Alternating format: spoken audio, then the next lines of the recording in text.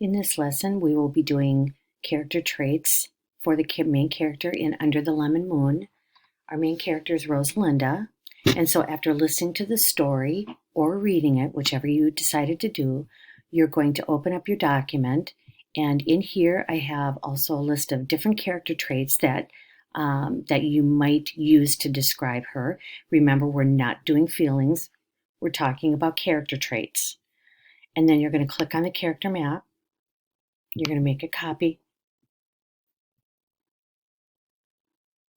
And in here, you need to find 4 character traits and the text evidence that supports it. So like if you thought that she was brave, there's a text box here. If you thought that she was brave, then you would put over here, you would put evidence in the story that she is being brave. So you would say, in the text, it says, and then you would type in what is the text evidence. Once you're done, you're going to take a screenshot and you're going to upload it to the assignment.